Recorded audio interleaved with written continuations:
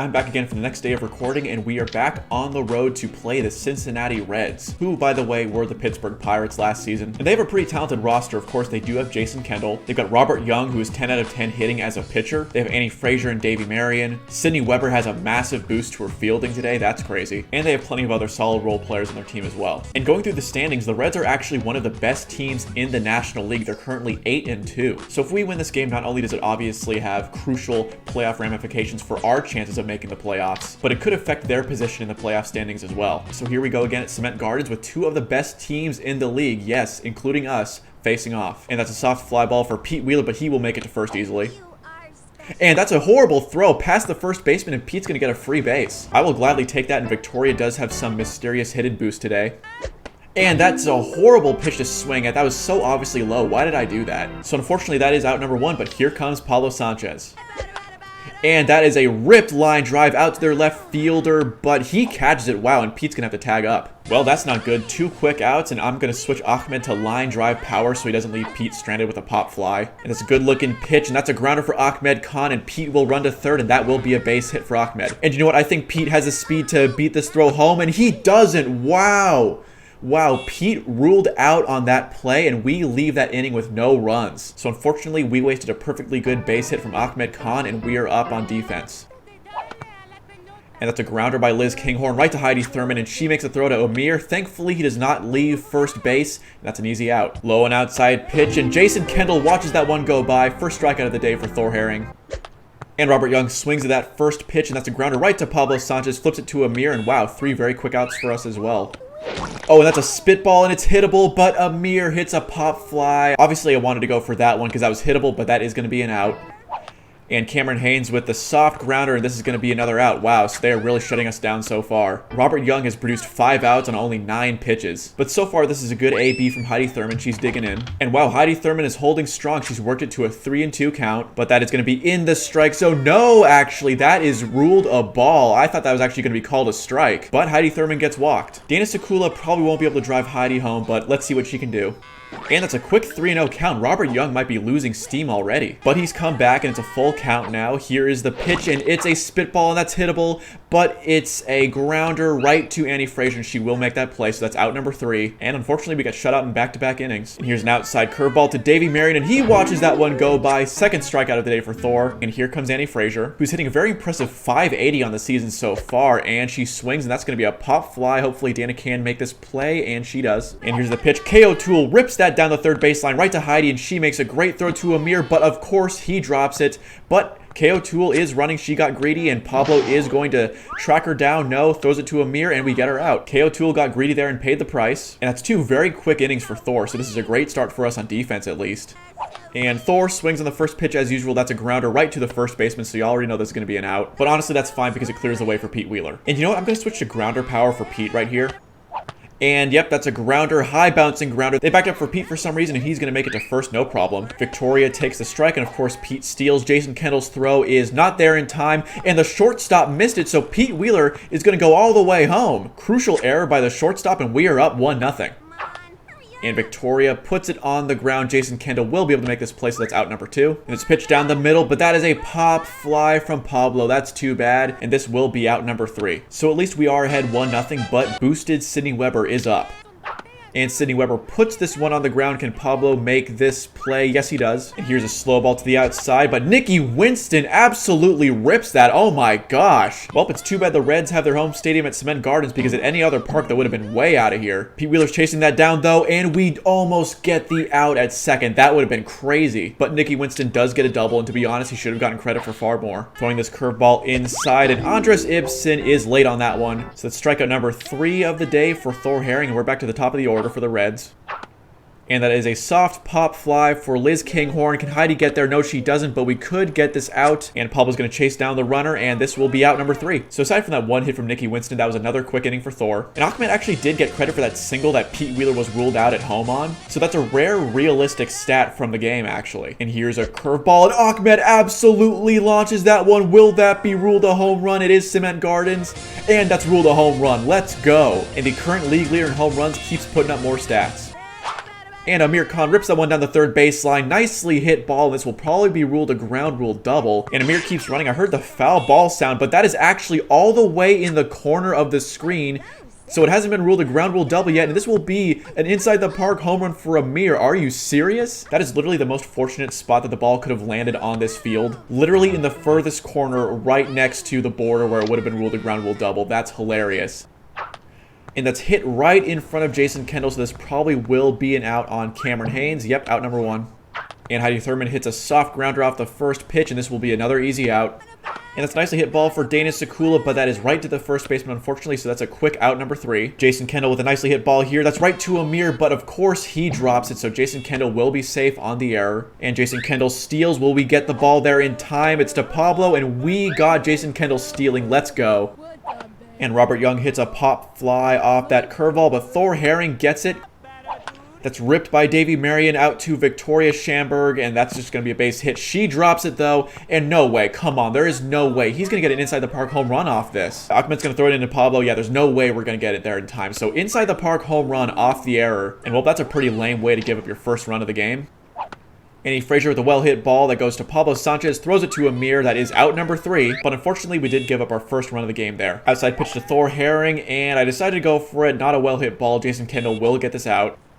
And Pete Wheeler hits a pop fly. I forgot to switch him back to grounder power, and that will be an out. Well, that's not good, and it leaves all of our hope for this inning on Victoria Schamberg.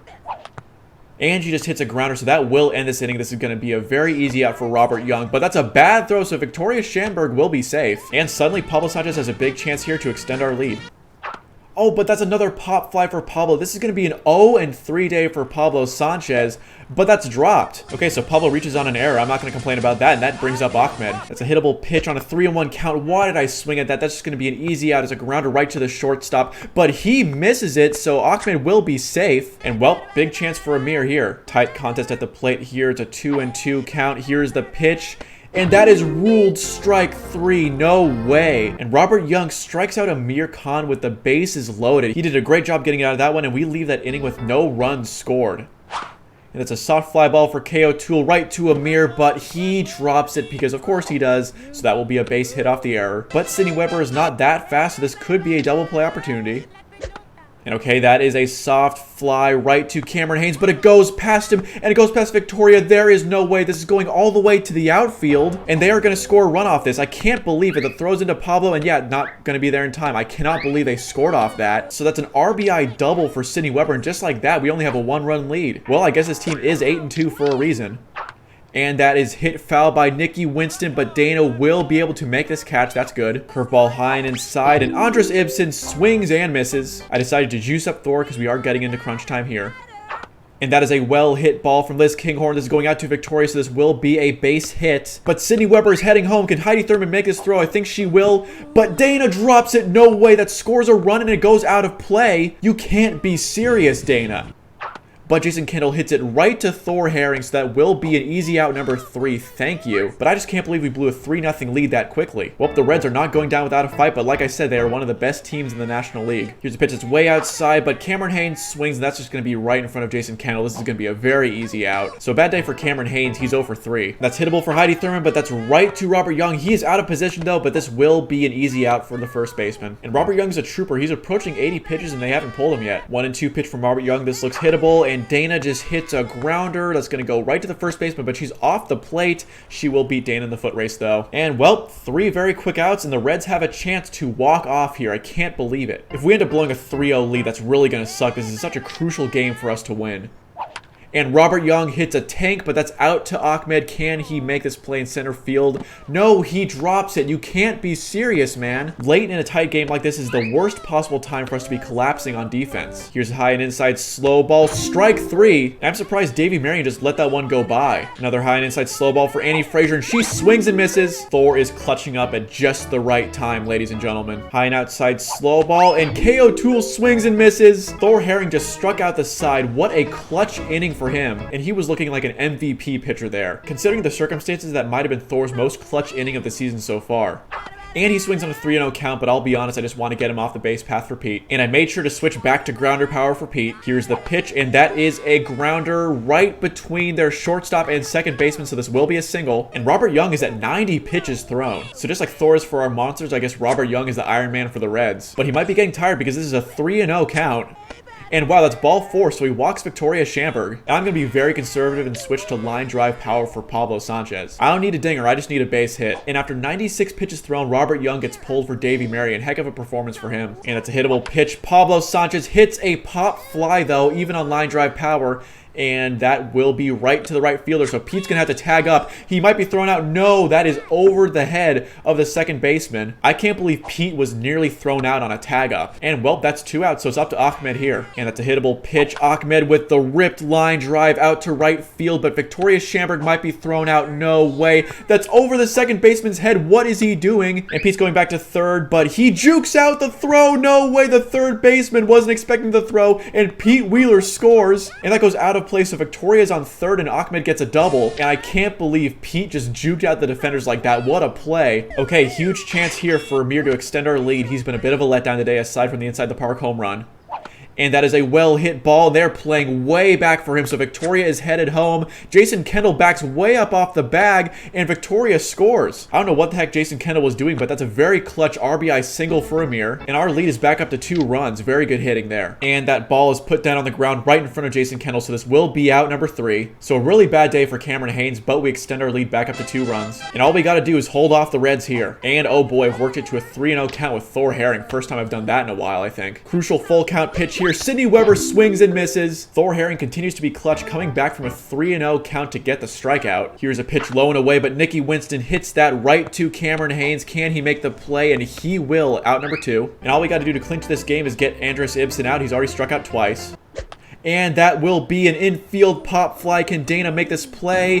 They're bumping into each other, and Dana throws it to Amir, and that will be out number 3. Monsters win. And let me tell you, there was some clutch hitting late in the game, but that honestly was a Thor Herring clutch masterclass. So we walk away with a very narrow victory over one of the best teams in the National League. And guys, look at that. The Twins lost 1-0 to Randy Johnson and the St. Louis Cardinals, who are actually still one of the worst teams in the league. So here are the batting stats. We won even on a very weak day from Pablo Sanchez and Cameron Haynes, largely because Pete Wheeler was 3 for 4, Ahmed Khan was 4 for 4, including a solo shot, and Amir Khan was 2 for 4, including an inside the park home run and a very clutch RBI single. But best of all, that was one of Thor's most clutch performances of the season so far, and he finished with 8 strikeouts.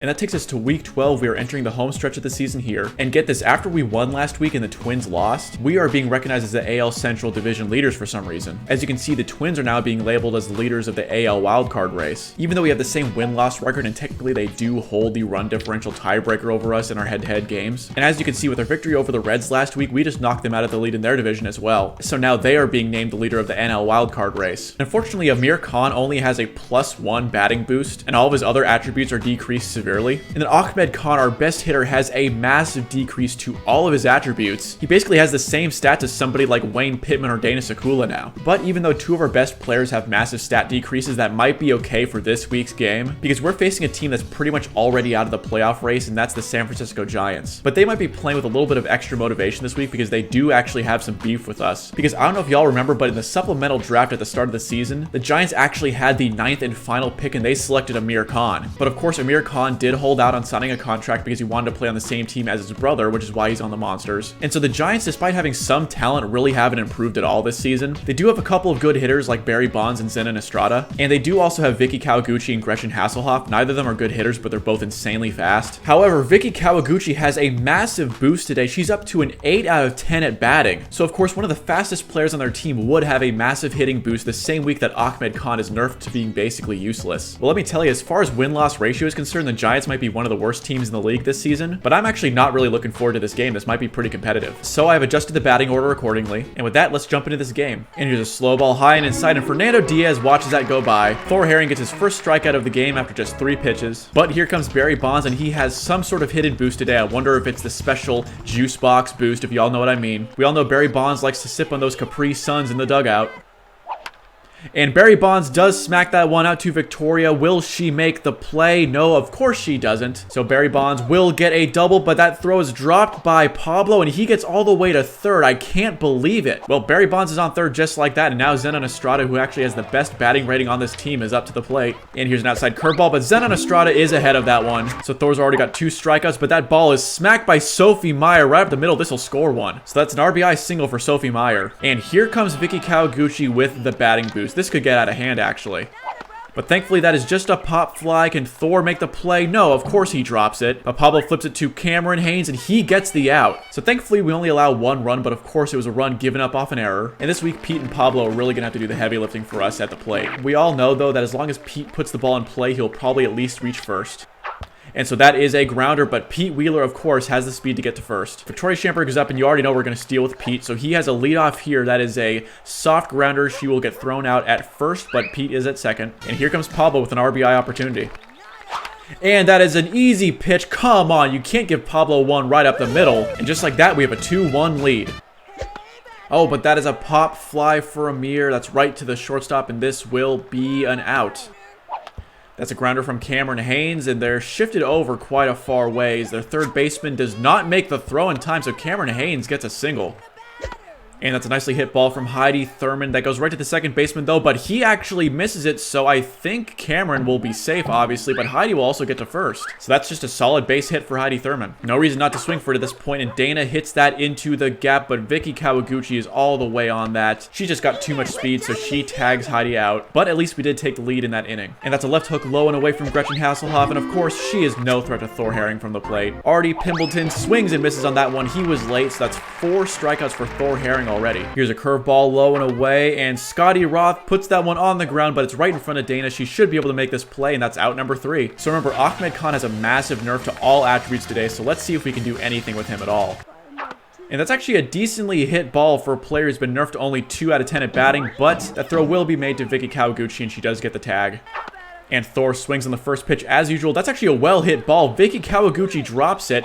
The second baseman has it, and he throws it past the pitcher. That ball rolls out of play, and Thor Herring is going to get to second base on a double. Well, normally I don't like having Thor on base ahead of Pete Wheeler, but he is on second. So maybe we could make this work, actually. It's on the outside of the zone, and that's a well-hit ball from Pete Wheeler, but that's going to be right to Barry Bonds, and he is going to make the catch.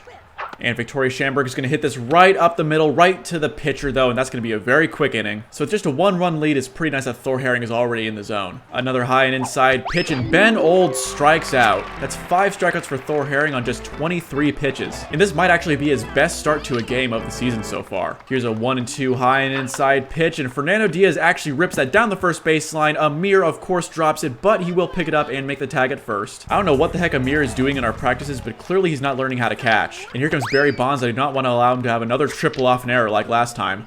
And that's going to be called a strike. Wow, dubious call from the ump there, but I'm not going to complain. So we turn away Barry Bonds, and we're still holding on to our lead. And that's ripped from Pablo, and that will be a no-doubter home run. Pablo has now had 2 pitches thrown at him, and he sent both of them over the fence. I said before this game started that Pablo and Pete were going to have to step up today, and thankfully Pablo is definitely stepping up.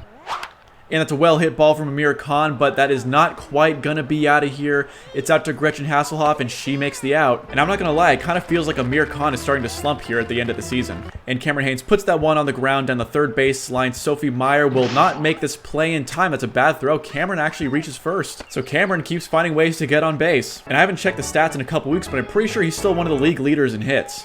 But that is right to Sophie Myers. She bobbles it, though, so we might actually avoid a double play here. Thankfully, we do. And this looks like a hittable pitch for Dana Sekula. Well-hit ball, and that will land in. The right fielder dives on it, and he elects to throw it to the second baseman. So that'll be a nice base hit for Dana Sekula, I guess. Ahmed's back up again, and if he even gets 1 hit today, I'll be satisfied.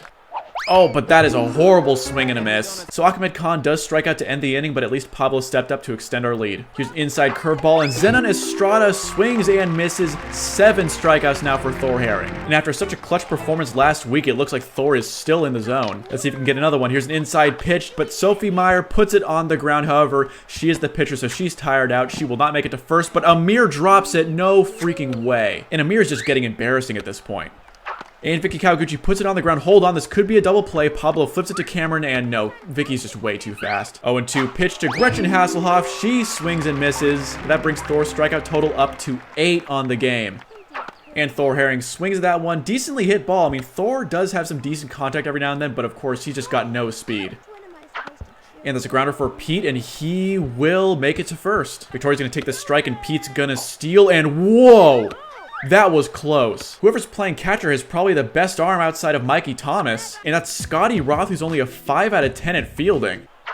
And Victoria does put that in play, so Pete Wheeler is going to head to third, and Vicky is not going to tag up, so Victoria is safe at first. And here comes Pablo with a chance to extend our lead even further. He's already hit 2 dingers today. Why not a third? But that is going to be a grounder. Pete is coming home anyway, and yep, he will make it easily. Victoria's thrown out at second, but that RBI single from Pablo Sanchez makes it a 4-1 game. Swing and a miss, but Pablo is going to try to steal, and he... Wow, I can't believe he actually made that. This catcher is dangerous, man, but Pablo does make it barely. And Amir hits a grounder down the third baseline, and the third baseman just totally overplayed that one. That's ruled a foul. You can't be serious. That really fooled me. I thought that made it past third base, but I guess not. And Amir sends a rocket out there, but it's going to be right to Barry Bonds. No way. And Amir's slump continues, but at least we built our lead. Thanks, of course, to Pablo Sanchez, who's definitely the MVP so far today. And that's popped up by Artie Pimbleton. Oh, man, this actually might be out of range for Heidi Thurman. She has to run over there, and she actually does make the catch. Victoria and Amir, I hope you saw that and took notes. And Scotty Roth puts that ball in play. This will be a tough one for us to field, and yeah, he'll just take first. With plays like that, it's kind of surprising that teams seem to have given up on using the bunt strategy on us. I mean, it would make far more sense than trying to swing for the fences against us. Ben Olds is way ahead of that one. 9th strikeout of the day for Thor Herring. Thor Herring is on the precipice of his 3rd double-digit strikeout performance of the season. And Fernando Diaz puts this one in play, and that's over to Heidi, and she will make the play to Pablo. So we're back up to bat with our 4-1 lead still intact. And that looks like ball 4. Yep, Cameron Haynes gets walked on 4 pitches, and I think Sophie Meyer is probably going to be done soon. Hittable pitch for Heidi Thurman, but she pops this one up. This could be ruled an infield fly. No, it will actually land, and this thankfully will not be a double play, but it was very close. But unfortunately, we're at risk for another double play being turned here with Heidi on base and Dana up to bat. So Dana pops this one up, and oh boy, maybe I shouldn't have swung for that one. Heidi is out at first, but Dana will actually make it to first. Wow, that was close. If the Giants had gotten a power up there off the double play, that would have instantly turned the game around. And Ahmed puts this one in play, but yeah, that's going to be out number 3, no doubt about that one. So rough day for Ahmed, but thankfully we still have the lead. And Barry Bonds decides to go with the bunt strategy. Smart move, and Thor Herring will not make the throw in time, and Amir drops it anyway, so of course it works out for Barry Bonds. So Barry Bonds is going to have his 2nd triple off an error today. That's a bad way to start out this inning because Zenon Estrada does not have a high batting average this season, but he has the power to turn this to a 4-3 game instantly. So here's a high and inside pitch, and Zenon Estrada swings and misses. 10 strikeouts for Thor Herring today. This guy's a machine. Y'all don't even need me to tell you that. You can see it with your own eyes. But he needs to be clutch once again and get us out of this situation. Here's an inside curveball, and Sophie Meyer swings and misses. So that's a season high 11 strikeouts for Thor Herring today. And I just realized if we get Vicky Kawaguchi out here, this game is over. Here's the 0-2 pitch going with a curveball, and Vicky Kawaguchi puts this one in play. So that's going to score a run, but Cameron Haynes throws it to Pablo, and he makes the tag in time. This game is over. And so it isn't a very impressive score line, but we do handle business against the Giants. We win 4-2. And guys, I don't know what's going on, but the Twins are collapsing. They just lost to the Diamondbacks. So the Twins lose to yet another losing team, and they are officially behind us in the division standings now. So now let's look at our stats on the day. Pete Wheeler did his thing, going 2 for 3. Pablo Sanchez was definitely team MVP. He went 3 for 3 with 2 dingers. Cameron Haynes was 2 for 2 and he got walked. And Heidi and Dana were both 2 for 3 as well. But most importantly, that game was another Thor Herring classic, as he threw a season high 11 strikeouts on 67 pitches. So that takes us to week 13, and we are playing the Montreal Expos. And the Expos are a pretty solid team this season. They are 7-5. They're just a game behind their division leaders, the Braves, and they really need to win this game if they want any chance of making the playoffs. So they've got Maria Luna and their pro players, Vladimir Guerrero. They've also got Marky DuBois, but he does have a big nerf today. And they have some other really solid players as well, like Derek McCattery and Sheila Basanti, and Whitney Singh in left field. So this is definitely a talented and hungry team we're facing today. But thankfully, we are facing them in front of the home crowd, and we're riding a 3-game win streak. That's also not to mention that Thor Herring is coming off what was arguably his best performance of the season. So here's an 0-1 pitch, and Sheila Basanti puts that one in play. That's going to be a bunt, and I think she actually will make it. Yeah, that'll be a single. And their base runner is going to steal successfully. outside pitch, and Derek McCattery rips that one over to Pete Wheeler, and he's going to throw it into Amir, who makes the catch. So we do get the out, but they have a runner at third. And Vladimir Guerrero's been hitting pretty well this season with a 4.52 average. He's worked it to a full count, so we're going to go with a slow ball on the outside because he's got a close stance, and he swings and misses. And Wally Evans swings and misses. That ends the inning, and they strand a runner on third, so that was great for us getting out of that. And Pete Wheeler puts this one on the ground. That is right to their second baseman, though, but he drops it, so Pete's going to take first. And you know what? Pete's just going to take second. Marky DuBois wasn't paying attention, I guess. So Pete's going to get credit for a very cheesy double. And you know what? Why not try stealing third? Let's see if Pete can make it. He is going to get there. It looks like, ooh, wow, just barely. Ooh, and that's a bad swing and a miss from Victoria. That was a high pitch. Pitch down the middle. Pablo rips that one up the third baseline. That's in the outfield, and Pete will score easily. And after that RBI single by Pablo Sanchez, here comes Ahmed, who is feeling much better than he did last week. And that's a good-looking pitch on the edge of the strike zone, but Ahmed pops up, and why did I lead off with Pablo? This could be really, really bad. And that is going to be caught by Marky DuBois, and no way. He was in the middle of the base path, so Pablo just ran into him. Wow, after we started off that inning so perfectly, we just handed the Expos a double play. And just like that, I am not confident at all in this 1-0 lead. 0-2 pitch to Whitney Singh, and she puts that one on the ground, and she will beat the throw to first. In fact, we won't even get a chance to throw to it. But Maria Luna pops this one up. Can we make this play? Thor Herring runs over, and he gets the out. Throw it to first, and we get the double play. Let's go. Okay, now I feel confident again. And just like us, the base runner let off way too far on a pop fly, and they pay the price. And Ibrahim Muhammad puts this one on the ground, and he is pretty slow, so I think we will be able to throw him out here. Dana throws it to Amir, and I am so sick of Amir, guys. This is ridiculous.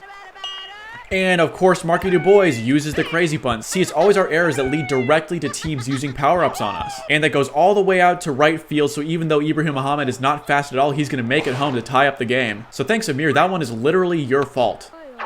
And Eric LeBeau smacks this one right over to Cameron, who should be able to make this play. He throws it to Amir, who decides to catch it. Thank you, Amir. It's almost like you remembered you're playing baseball for once. So our power-up is a screaming line drive. And Amir, you owe us one here, but that is a grounder right in front of the catcher. But Amir might be fast enough. No, he's not.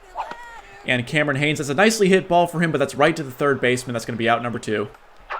And Heidi Thurman hits that one right up the middle, but that's right to the second baseman. He dives on it, but he will make this throw in time, and Marky drops it, so Heidi will be safe. I guess before the game, Amir and Marky decided to have a competition to see who would be the worst first baseman. And Dana smacks that one up the middle, but the shortstop is in position, out number 3. So predictably, the bottom of our order does nothing to take our lead back. And Sheila Basanti lays down a bunt, but that is right to Thor Herring, thankfully. He should be able to make this play. Amir catches it, out number 1. And Derek McCattery is way ahead of that one, strike 3. So Thor Herring is up to 3 strikeouts on the day, and here comes Vladimir Guerrero. And Vladimir Guerrero rips this one down the third baseline. Heidi dives on it. She makes the throw, and Amir does catch it. Thank you. That's out number 3, and we prevent the Expos from scoring again. Quick first pitch swing from Thor Herring. You know how we do it. That's right to the shortstop, and he will throw it to Marky for the out. Remember, guys, I'm trying to preserve Thor's stamina here. And, of course, clear the bases for Pete Wheeler as well.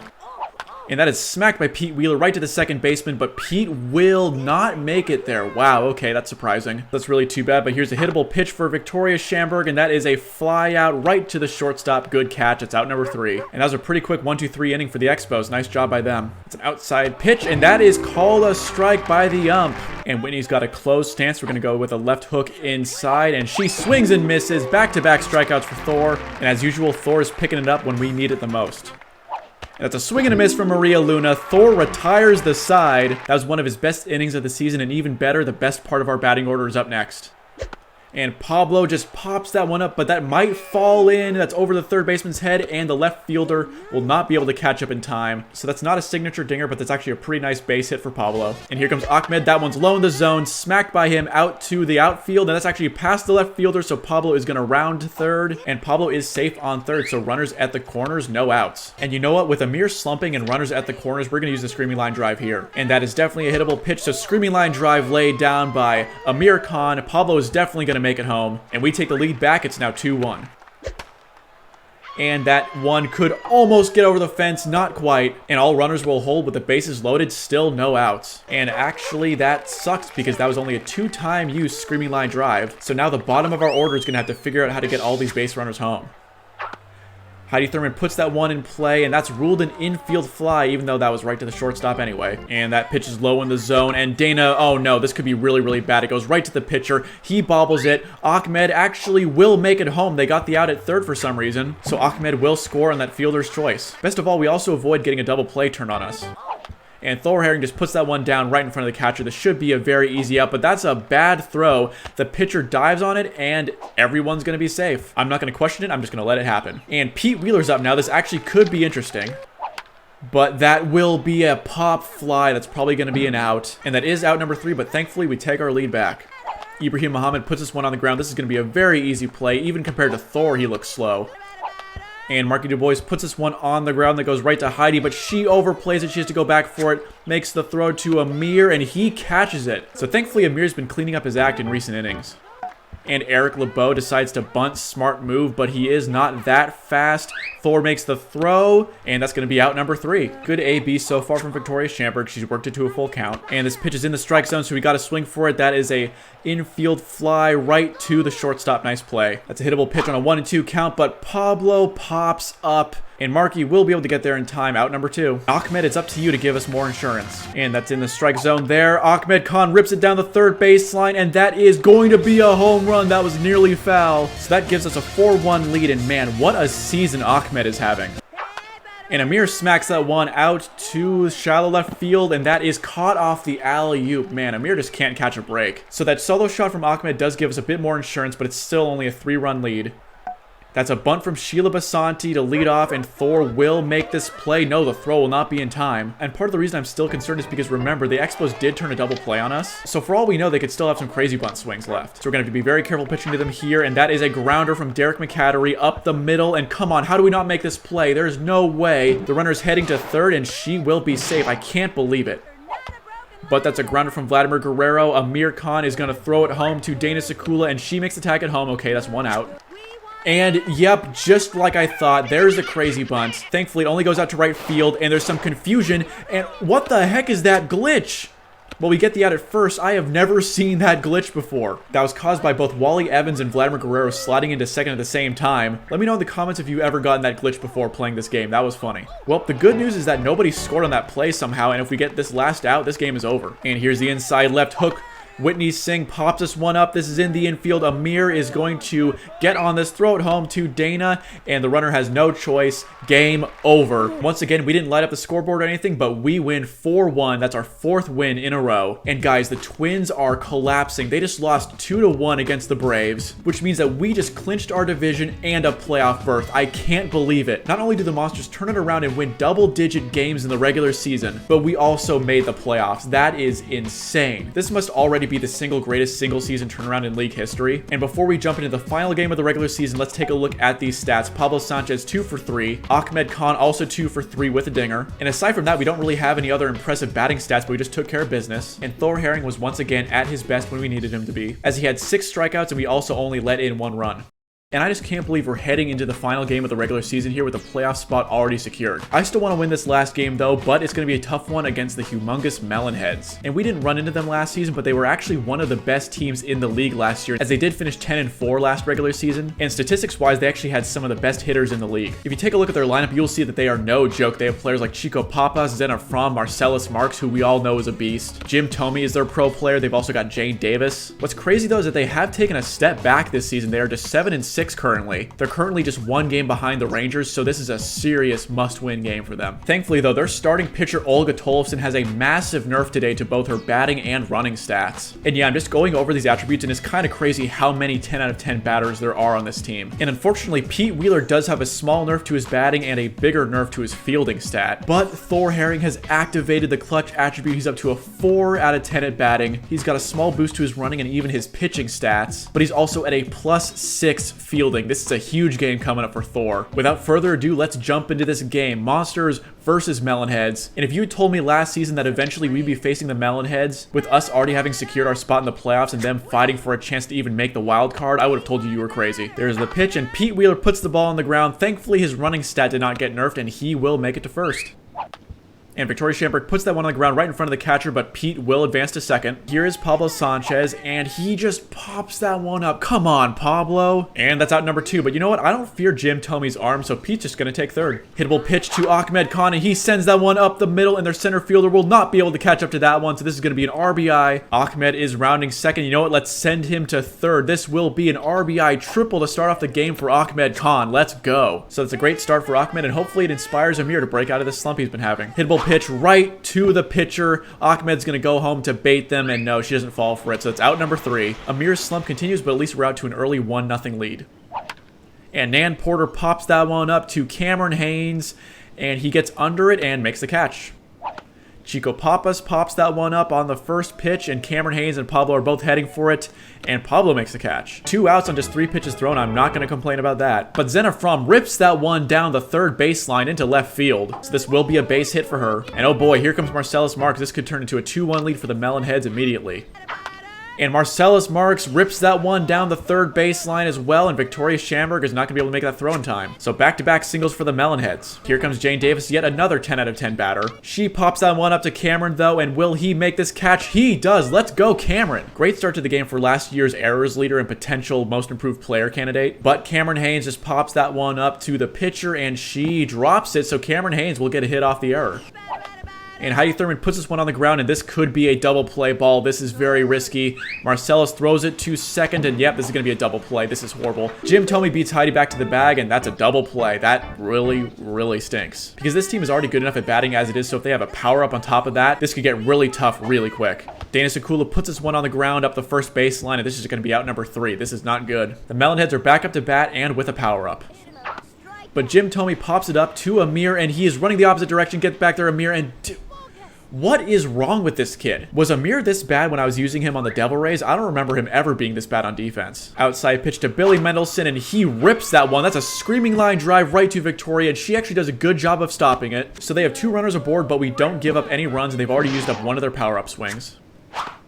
And Olga Tollefson just puts this one on the ground. Thor Herring is going to third. Heidi Thurman makes the throw to second, and Pablo drops it. No freaking way, dude. Once again, that is more evidence that Pablo Sanchez is actually not the best all-around player in this game. But all jokes aside, this is a really bad situation because we have the bases loaded with no outs.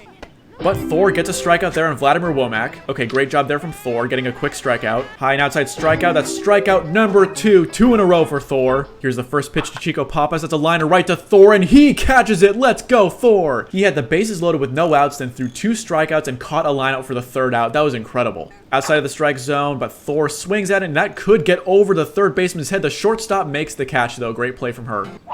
Pete puts that ball in play. That's right to the shortstop, but Pete will make it to first. It really is insane how automatic Pete has been this year. Hittable ball for Victoria Schamberg. She puts that one in play, and Pete will get to second easily. And Victoria's in a foot race with Jim back to first. She gets out, but Pete Wheeler makes it all the way to third. Here's Pablo. Hopefully he doesn't pop up again. And he rips that one out into right field. This one could hit the fence. It does, and Pete Wheeler is going to score. And Pablo is heading to second. This one looks like it will be an RBI double. Okay, so we've got a full count now. Here's the pitch from Olga, and that is high. That's ball 4. And to be honest, I don't blame her. I probably would have done the same thing. So we're going to have a mere hit on line drive power this time, because clearly power swings have not been working for him lately. And that is smacked by Amir, but that is right to the shortstop, and there's no way. That's going to be out number 3. Amir's just getting unlucky at this point, but we do add another run to our lead. Inside changeup, pop-up by Zena Fromm, and Thor Herring is going to go for this one, and he makes the out. And there's a pop fly from Marcellus Marks that is deep into left field. Victoria Schamberg is in position, and I don't even care that Marcellus is at second. I can't believe it. That was literally a routine fly ball for an outfielder, and she just let that one fall right in front of her. That is simply baffling to me, especially because Victoria actually made some very clutch catches last year. And that's a bunt from Jane Davis. Thor goes to get it, and we will get the out at third here. Marcellus Marks heads to third. And Jane Davis decides to steal. I think we can get her to Pablo. No, not in time. And Jim Tomey watches that one go by. That ends the inning. Very clutch from Thor. And we maintain our 2-0 lead. Inside curveball, and Cameron Haynes actually hits that down the third baseline. Nicely placed hit. Marcellus Marks doesn't have the arm, and that'll be a base hit for Cameron Haynes. I can't believe it. Cameron Haynes just keeps finding ways to get it done. He has impressed me so much this season. Heidi Thurman is giving Olga Tollefson problems. It's a full count. She's fouled off numerous pitches in a row. And that one looks like it'll be outside. No, it's called a strike. But credit to Heidi. She made her work for that one. And Dana, that's a nicely hit ball from Dana deep into the corner of right field, but that is caught for an out, so Cameron will have to tag up. The crazy thing is, I think that would have been a home run at Parks Department too. Well, let's see if Thor can make the most out of his small batting boost. And that is hit well up the middle, but the shortstop is right there, out number 3. Curveball low and away, and Billy Mendelsohn watches it go by. Outside curveball, and that's a strikeout. Thor Herring with 2 in a row. And Vladimir Womack puts that ball in play, but it's right to Thor Herring. This is going to be an easy out. And surprisingly, we've handled the Melonheads pretty well on defense today. And Pete Wheeler puts that ball on the ground, and that bounces right to Jim Thome, but he bobbles it, so Pete will make it to second. Pete might actually be the most broken player in the game. He is just too fast. And Pete steals because of course he does. And that throw is past Marcellus Marks, so Pete will take third. And that's a bad throw from Marcellus, so Pete's going to take home 3 steals for the price of 1, and we are ahead 3-0. As I just said, Pete is probably the most broken player in the game. And Victoria Schamberg puts that ball in play, but that's right to the second baseman. He dives on that, and that will be thrown to Jim Thome, out number 1. And that pitch is on the edge of the strike zone, but it's hittable. That is high in the air. Can it clear the high right field fence? It will. Pablo Sanchez has put us up 4-0. And that's reassuring. I was thinking that Pablo was beginning to slump a little bit. Hittable for Ahmed Khan, and that is once again out to center field, and she will not catch up to it. Ahmed Khan is rounding second, and he will hold at second this time, actually. So even though he doesn't have a home run yet, it's still been a great day for him. But man, Amir really needs a hit. Here's the full count pitch. That one looks hittable. And Amir Khan sends that one over the fence. Let's go. And hopefully that means the slump is over and we have built a 6-0 lead over the Melonheads. This is awesome. First pitch to Cameron Haynes. Oh, he hits that right to Olga Tollefson, but she doesn't play it well. And she will make the throw, and Cameron Haynes is finally turned away. And Olga is done for the day. Here comes Marcellus Marks. And Heidi Thurman puts that ball in play. They moved in close for her, but the shortstop cleans it up, makes the throw, and this will be out number 3. But we just added 4 runs to our lead there. That was a great inning. And Nan Porter bunts that one. Probably a better alternative than striking out like she usually does. And Thor will not be able to make that throw. She is safe. Meant to say that he wouldn't be able to make that throw in time, not make the throw. Oh, but Chico Papa smacks that one. That's out to Victoria, and she has no chance of that one. That's just a great hit. And Nan Porter's going to make it to third. Okay, this is not good. Thor, we need you to pitch your way out of the situation again. But Xana Fromm just launches that one. No way. It's 6-3. Well, our 6-run lead has evaporated down to just 3, and Marcellus Marks is up next. This could get really bad, actually. But Marcellus Marks just puts it on the ground. That is a high bouncing ball right to Cameron Haynes, and he wings it over to Amir, who drops it. I am so sick of this kid. And Jane Davis just puts this one on the ground, so Dana is going to throw it to Amir. Hopefully he makes the play. He does, and he's not going to make the throw in time to second, but that's okay. We got 1 out. And Jim Thome just hits it right to Thor, so we're going to get the easy out at first. That's fortunate. And it's crazy how almost all of their best batters there all hit grounders. And here's a curveball low outside, and Billy Mendelson's ahead of that one. So Thor Herring ends that pretty bad inning with a strikeout at least. But I definitely want more runs for insurance now. The fact that they've cut our lead in half is pretty dangerous. Full count pitch to Dana Sekula. That one's hittable, but she fouls it off. Good job by her. And that is ruled a strike. That was a tough pitch to hit no matter what. And Thor Herring smacks that one up the middle, but that is right to the center fielder. She drops it, though. That one goes past her. And Thor might be able to make it to second here. There is no way he can possibly do it right. No, he is going to make it with the small speed boost. You know what? Let's send him to third, because why not? Let's get crazy. And Thor Herring has made it to third off the error. That's amazing. Well, suddenly Pete Wheeler has a very rare RBI opportunity. But that is hit down the first baseline, and that is right to Jim Thome. He finally caught one. And that's out number 2 with Victoria Schamberg being our last chance to give us more runs. 2-2 pitch, and Victoria Schamberg just hits a grounder. Jim Thome will scoop this one up, and will he beat her in a foot race to first? He will. So Marcellus Marks, to his credit, got out of that one, and we still only have a 3-run lead. Sorry, Thor Herring, but once again, it's all on your shoulders, buddy. Low and outside strikeout, and Olga Tollefson goes down swinging. Curveball low and away, and Vladimir Womack makes contact. That's right to Cameron Haynes, and that goes past him. Come on, man. But Pablo gets the ball from Ahmed, and he makes the throw to Amir. Amir catches it. Let's go. Nan Porter puts down a grounder right to Thor. Thor makes the throw to Amir, who makes the catch, and this game is over. We defeat the humongous Melonheads on the road 6-3 to end the season, and your Mighty Monsters have finished the regular season with an 11-3 record, a 10-win improvement over last season. And by the way, guys, I just noticed a crazy coincidence. This is now the 2nd season in a row that we've finished the regular season with a win on the road at Scrapco Field. And not only that, but for the 2nd year in a row, this win was to knock a team out of the playoff race to drop them to 7-7. and thus give the Rangers the division title for their division. So that is a really insane coincidence, and guys, I can't believe this, but the Twins lost again. It's not like it matters much because we'd already clinched the division before playing that last game, but man, this Twins collapse is going to have to be studied after the season's over. And the sports page says, all eyes on the prize. Players focus in as playoffs start. And all eyes definitely are on the Monsters. I mean, after all, we had a 10-win turnaround this season. Literally one of the worst teams in league history last season, maybe even the worst team in league history. And just one season later, we clinched the division. So here is the American League playoff picture so y'all can see who made it to the playoffs. And we will be facing off against the Yankees in our series. And we did play the Yankees last regular season, so y'all can go back and watch that game. They are a very stacked and talented team. Now, as I just said, we won that game to knock the Melonheads out of the playoff race, so the Rangers, even though they also lost, do win on the tiebreaker, so they win their division with a 7-7 record, I think. And they have the unfortunate honor of facing the Bombers in the first round. And then in the National League, the Fishes are facing the Braves and the Padres are facing the Reds. And in case y'all were wondering, the two wildcard teams were the Yankees for the American League and the Padres for the National League. And here are our stats as a team. We finished 11-3, we put up 96 runs and allowed 41, and we ended the season on a pretty solid 5-game win streak.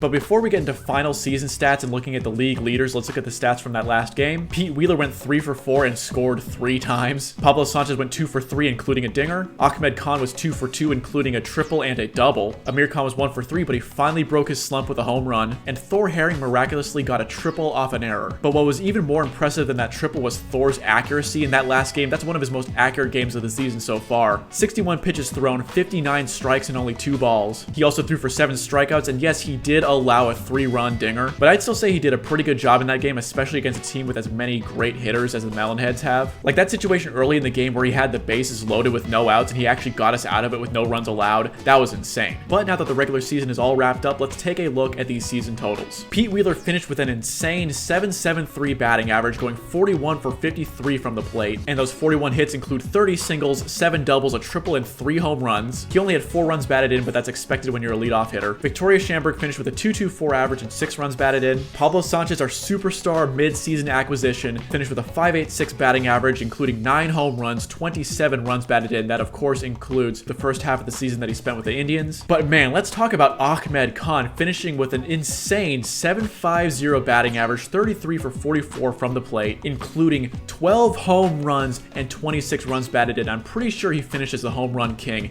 throughout the league. Amir Khan was honestly kind of underwhelming this season, finishing with a 4.16 batting average, which is still solid, but I feel like I was definitely better with him in my Tampa Bay Devil Rays series. He did, however, finish with a very solid 5 home runs and 17 runs batted in. But guys, we have to talk about Cameron Haynes, because not only did he finish with a higher batting average than Amir, but he finished with a 5.10 batting average, going 25 for 49 from the plate. And yes, I know that a lot of those hits were off errors, but hey, those count as hits in this game. And he also finished with 1 home run that was off an aluminum power hit, and he finished with 10 RBI. Honestly, he is a front runner for most improved player. Heidi Thurman and Dana Sekula both hit over 300, and predictably neither of them put up insane numbers or anything like that, but both of them were very, very good at drawing up pitch counts, especially Dana Sekula, who got walked a bunch of times. But Thor Herring also finished above 300, finishing with a 309 average and also 4 runs batted in. So guys, as crazy as it sounds, Victoria Schamberg is the only player on this team who finished with a batting average below 300. As a team, collectively, we hit 477 from the plate. That's nuts. And we'll take a look at these advanced stats, and it says Ahmed actually led the team in getting walks with 5, and Dana Sekula only drew 3 walks, which all came in that one game. That can't be right? I feel like she definitely drew more than just 3 walks in the regular season, but I guess not. But guys, I know you're seeing what I'm seeing, and we gotta address the elephant in the room. Pete Wheeler finished with 33 steals. I know I was stealing a lot of bases with him, but I didn't know it was that many. That's an average of 2.36 steals per game, and that absolutely dwarfs everybody else on the team. Amir Khan finished with 5 steals, and Pablo and Ahmed both finished with 4, and yeah, that's not even close to what Pete did. We also had 3 players finish with above a 1.0 in slugging percentage. That's of course Pete, Pablo, and Ahmed. Also, errors are counted under batting statistics. I guess that's because they have nowhere else to put them. And it says Heidi Thurman led the team in errors this season. That makes no sense, especially because we all know what Amir was doing at first base. It says Amir only had 1 error this season. Yeah, right. And Victoria Schamberg only had 3. Yeah, this game just doesn't know how to count errors. And as far as pitching is concerned, it was only Thor Herring this season. He finished with an excellent 3.06 4.6 ERA with an 11-3 win-loss record. Remember guys, last season the really inflated ERA and the horrible win-loss record was probably what held Thor back from winning the Best Pitcher award last season. But this season the voters will have no excuse if they snub him again. 81 innings pitched, 371 batters faced, and 41 runs allowed all season, and guys, 101 strikeouts. That sets a new league record as Thor Herring is the first pitcher in the history of the Backyard Baseball League to throw for over 100 strikeouts in a season. That's an average of just over 7 strikeouts per game. And what's crazy is as I was playing through all those games, I didn't feel like I was throwing that many more strikeouts with Thor this year than I did last season. I know he put up some big numbers. He had 3 games with more than 10 strikeouts, but it probably didn't feel like I was doing that much from the mound with him because as we've established, last season it was literally all on Thor. He was our hope to have any chance of winning these games. Whereas this season he finally got some run support, so it felt like I could finally relax a little bit while I was using Thor. But evidently he was slinging it even better than he did last season. He also didn't walk a single batter this season, and on 921 pitches thrown, he had 819 strikes and 102 balls. So now let's take a look at the final regular season league leaders list. And Ahmed Khan actually finishes tied for first in the league with home runs. Fred Benson from the Junior Bombers also hit 12. And Pablo Sanchez finishes tied for third with Chico Papas from the Melonheads. Pete Wheeler unsurprisingly led the league in hits with 41, but Ahmed Khan finished second with 33. Pablo Sanchez finished fifth, and guys, I cannot believe this, but Cameron Haynes finished tied for 6th best in the league with 25 hits. Cameron Haynes coming in out of nowhere to have such a great season is undoubtedly the story of the league, or at least the story of the Monsters this season, one of several good ones at least. Also, I'm looking down at this list. Once again, Billie Jean Blackwood finished with a really impressive season from the plate. I don't understand how she's so good in sim, but also Annie Frazier finished with 24 hits as well. Every time I've ever used Annie Frazier, she's horrible, but somehow in sim, she's really freaking good. She led the league in doubles somehow. Pablo finished second in runs batted in with 27, Ahmed was third with 26, and Amir Khan was tied for 8th best with 17. Pete led the league in runs scored with 29, and Ahmed was once again tied with Fred Benson in one category. Both of them scored 20 runs this year. We had the top 3 best batting averages. I'm not surprised at all to see Pete Wheeler and Ahmed Khan up there. Both led the competition by a whole lot, and Annie Frazier finished 5th in the league with a 5.58 average. I don't get it, but evidently, like I said, she's very good in sim. Ahmed led the league in slugging percentage while Pablo was 4th, and Pete Wheeler unsurprisingly shattered all records with steals, finishing with 33 in one season. Nobody else even got in double digits. Amir Khan was tied with several players for 3rd best, and Ahmed and Pablo were tied with many other players for 4th place. And unsurprisingly, a shock to nobody, Thor Herring once again decimated the competition in strikeouts, finishing with an all-time record 101. Nobody else even topped 50 this regular season. Thor more than doubled the competition. And as I said, the voters would have no excuse to snub him again this year. Thor also did finish with the 5th best ERA this regular season. And shockingly, we didn't have any players finish in the top 10 in errors, although I know for a fact that if errors were counted properly in this game, Amir Khan and Victoria Schamberg would be leading this list.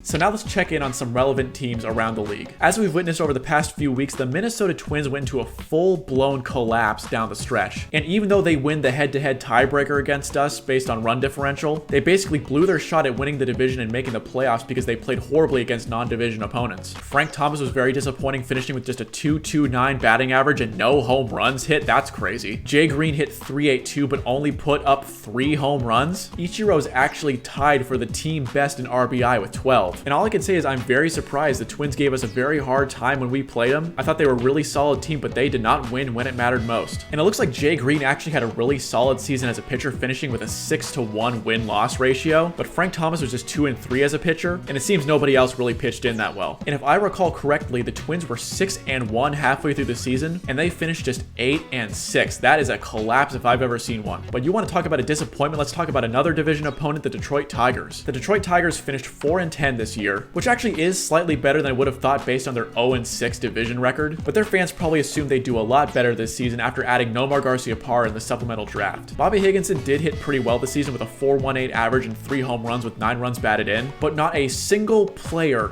on their team finished with more than 3 home runs, and nobody had double-digit runs batted in. Nomar was a very disappointing 2.25 from the plate, with only 1 home run and 3 runs batted in, and as a team, the Tigers hit just 2.69. That's pretty rough. One thing that probably sunk the Tigers is that they didn't really have any good pitching performances this season, as the team leader in pitching wins was Sally Dobbs, who finished just 3-4 with a 4.40 ERA. But now here's the real letdown, the Cleveland Indians. You want to talk about preseason hype that gets shattered as soon as the season starts? That's the Cleveland Indians this season for you. After landing the #1 pick in the supplemental draft this past offseason, thus guaranteeing their pick of Pablo Sanchez, the Cleveland Indians finished just 4-10. And you might be thinking, well, they only finished that bad just because you manipulated your way into getting them to trade you Pablo. But y'all gotta remember, the Indians were 3-4 at the trade deadline, and because they finished just 2-4 in divisional competition, their season was basically almost over at that point already. So if we're looking at these stats, they hit okay as a team in terms of batting average. But guys, I actually can't believe this. I'm looking at these batting averages.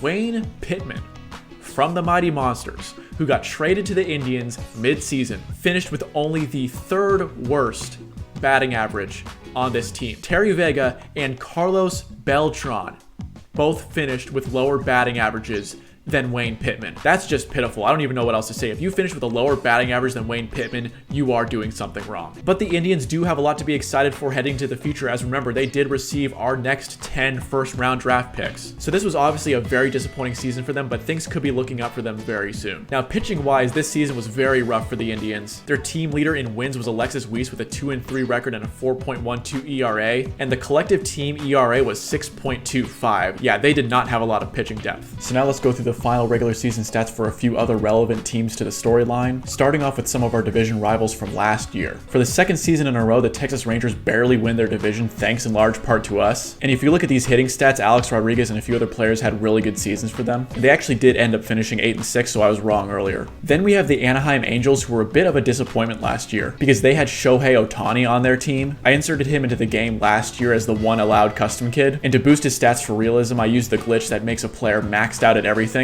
In fact, he even had above maxed out speed. It was like an 11 out of 10 or something. But funnily enough, despite all of that talent, the Angels only finished 7-7 last year and missed the playoffs. Kind of like real life, huh? And if you look at these batting stats, the Angels actually had a lot of really good hitters. So I figured they would take a step back this year after losing Shohei, but once again, they finished 7-7. Then we move on to the Seattle Mariners, who were just the Oakland A's from last year. And once again, they are pretty mediocre, finishing 5-9. After being one of the best teams in the league last season, the Melonheads did take a step back this season. And if you look at these stats, they did hit a lot of home runs as a team, but they only finished 7-7 and missed the playoffs. Now, the Atlanta Braves are an interesting team because aside from us, they were pretty much the only other team in the supplemental draft that actually improved significantly this season. They drafted Ken Griffey Jr. with the 2nd overall pick, and they improved to 10-4. But what's crazy is that Ken Griffey Jr. wasn't even the best hitter on the team this season. Chipper Jones went off, finishing with a 4.66 batting average, and actually finished with 5 home runs compared to Ken Griffey Jr.'s 4. Wing Kwan also hit 5 home runs this season, but I think one big reason why the Braves were so good this season is because they had so much pitching depth. Serena DeMonte spent the most time on the mound for them, and she finished with an exceptional 5-0 win-loss record and just a 1.81 ERA. She might be Thor's biggest competition for the best pitcher award. Wing Kwan also went 4-2 from the mound, and I'm looking at all the names on this team, and the pitching depth they have is actually crazy, because they also have Brad Radke and Kenny Kawaguchi, but neither of them got any action on the mound this season. Kenny Kawaguchi just faced 4 batters, and Brad Radke only faced 7, so I don't know why they weren't in the pitching rotation very much in Sim. I think that's pretty weird, but evidently it worked out for them. One really stacked team that we actually nearly beat last year were the Wombats, and the 2 biggest names on their team that you'll recognize were Sammy Sosa and Luann Louie, and Luann Louie was lights out as a starting pitcher last season, but Luann seems to have taken a step back this season, and the Wombats only finished 6-8, which is unexpected. The best team we beat all year were probably the Cincinnati Reds, who hit 390 collectively as a team, and just look at some of these batting averages. They had 3 hitters finish above 500, and Jason Kendall also got really close. He hit 480 on the season, and so aside from us, the Reds might have actually been one of the best hitting teams this season. They also had some really solid pitching performances throughout the year, and they finished 11-3 just like us. Now we'll check out the Green Hornets, who drafted Keisha Phillips. She played okay this year. She hit 388 with 2 home runs and 11 runs batted in, but I know her potential, and that is kind of underwhelming for her. So thankfully for her, she's on the same team as the likes of Todd Helton and Jimmy Rollins. Helton finished with a 4.73 batting average, and Jimmy Rollins was just below 400. Stephanie Morgan, of all players, also seemed to have a really good hitting season. She was also really good on the mound, finishing with a 5-1 win-loss win-loss record. And so the Hornets finished with a pretty good winning record at 9-5, but unfortunately they barely missed the playoffs. The Cardinals were another supplemental draft team that improved this season, but only just barely. They did draft Randy Johnson, so although they got a great pitcher, it wasn't like they were adding a great power hitter or anything like that. Albert Pujols had a pretty solid season, batting .440 and gave them 6 home runs. But what's crazy is that Kimmy Ekman, of all players, actually matched him, hitting 6 home runs of her own. And once again, it was actually another really underwhelming year pitching for Randy Johnson. He finished with a pretty solid 3.84 ERA and had a 2-1 win-loss record, but he was actually second on the team in terms of innings pitched, pitching 25 to Dominic Hoskins' 26. He did lead the team in strikeouts with 31, but once again, it seems like the sim just doesn't know how to handle Randy Johnson because he never puts up the type of numbers that I put up with him when he's in sim. So like I said, the Cardinals improved over last season, but just barely, and they finished 5-9. Now, one team that kind of came out of nowhere to make the playoffs as a wildcard team were the San Diego Padres. They had some really good hitters on their team as Ashley Weber hit .448. Their pro player Phil Nevin didn't have a very high batting average, he just hit .276, but he did have 6 home runs and 3 triples and got 20 runs batted in. Faye Dawson hit 500 on the season, and both Don Cozart and Jillian Payne were close behind. So even though nobody expected them to do much at the start of this season because they weren't that great on paper, the Padres finished 9-5, and they're a team to watch out for. The Giants were in the supplemental draft, and they also had a very disappointing season. They were supposed to get Amir Khan, but obviously we took him. And aside from Barry Bonds and Sophie Myers, this team was atrocious from the plate. Zenon Estrada was super disappointing, didn't even have a home run this year. And Barry Bonds was actually excellent, hitting with a .536 average and had 6 home runs, 3 triples, and 6 doubles. But they collectively hit below 300 as a team, and they finished just 4-10. Very disappointing year for them. Yet another team that were supposed to get a supplemental draft pick were the Diamondbacks. Last year they were the Dodgers, and so their roster is pretty much the same as the Dodgers roster was last year. And remember, they were supposed to get Pete Wheeler. They had the 3rd overall pick, but they didn't get him. And they had some decent hitters, but it looks like they got crushed on defense. So they went 3-11 in back-to-back seasons. Now the Little Fishes are an interesting team because they did make the playoffs again, and they were very good this season, but they did take a slight step back. They finished a league best 13-1 last season. They did finish 9-5 this year, so they dropped an additional 4 games. But that didn't mean they still didn't have a great performance overall this year. The majority of their roster hit over 400, including Billie Jean Blackwood, who again is inexplicably good in Sims. Cliff Floyd's batting average took a massive step back this season. He hit like 500 or 600 something crazy last year. He hit just .326 this year, but he did still lead the team in RBI. They have 2 other pro players in Richie Sexton and Carlos Delgado, so this is still a very loaded team. Then we'll take a look at the Red Sox, who featured one of our former players, Claire Nelson. And this team is pretty weak overall. Greg Vaughn and Jorge Garcia did play pretty well against us, but they were a mediocre team overall, finishing just 5-9. And if you look at the pitching stats, I'm pretty sure we were the only team that faced Claire Nelson on the mound all season long, which is just insane because, as I kept saying during our game against them, Claire Nelson left our team in free agency because she thought she deserved to be the starting pitcher somewhere, but she ends up just facing 8 batters all season long with an 0-1 record and a 30 ERA. Greg Vaughn had an ERA of 23.1, and yeah, I'm pretty sure all of these stats came against us because remember, we blew them out 21-2 or something like that. Let's take a look in at the Orioles, who probably handed us our worst loss of the season. And the further and further away we get from that loss, the more and more baffling it becomes because they handled us easily, but look, they didn't even have a single hitter hit above 400. They only scored 53 runs all year, which is barely 4 a game, and they got smoked whenever they were on defense. Their starting pitcher was Murray Goldman, who finished with a pitiful 2-7 win-loss record, and they went 4-10. They were a losing team, a cellar dweller. Yet, as I just said, they handed us what was probably our most humiliating loss of the season. But hey, that's just sports for you. Sometimes it's totally unpredictable. But now let's take a look at the team that we will be facing in the first round of the playoffs, the New York Yankees, who are the wild card team, but they are stacked, as you can see. Henry Deschênes, Debbie Nagasawa, Leo Wayne, and Mikey Thomas can all rake the ball. They also have Derek Jeter. So this team is no joke from the plate. We nearly beat them last year. We only lost by 1, but honestly, I think that was kind of a fluke. But this year, of course, it will be a much more even matchup. Bobby Bullgreen was the starting pitcher for them this year, and he finished with a really solid 6-2 win-loss record with a 3.84 ERA. Then let's take a look at last year's champions, the Junior Bombers. The Junior Bombers did lose some players in free agency this year, but they were still completely stacked. They hit a collective .433 as a team with 39 collective home runs. Several players hit 400 or better, with a few hitting over 500. Tanya Uchida, Lindsey Felgate, and Fred Benson all went crazy. Fred Benson finished tied with Ahmed Khan for most home runs in the league with 12. And in fact, 7 of their players finished with double-digit RBI. The worst hitter on their team in terms of batting average was Dmitry Petrovic, but when your worst hitter on the team is still hitting .333, you know you're pretty freaking good. It looks like Julie Dunkel was actually their starting pitcher for the majority of the season, but they do have a pretty decent rotation overall. Their pitching is definitely weaker than their hitting, but they were still able to finish 10-4. So needless to say, even with some of their talent being lost in the offseason, the Bombers are still one of the best teams in the league this season, and they are still probably the favorites to win it all. So everybody, that is the regular season season. I can't believe